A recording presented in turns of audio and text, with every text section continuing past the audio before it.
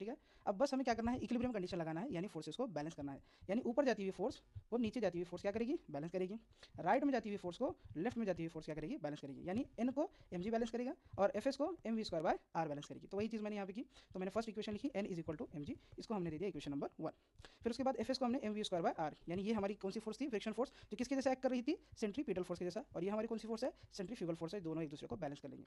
तो equation number ये 2 हो गया। अब हम ये जानते हैं, क्या जानते हैं कि फ्रिक्शन फोर्स, जो स्टैटिक फ्रिक्शन फोर्स है, उसका फॉर्मूला होता है म्यू एस एन। और ये कैसे वैल्यू होती है, मैक्सिमम वैल्यू होती है।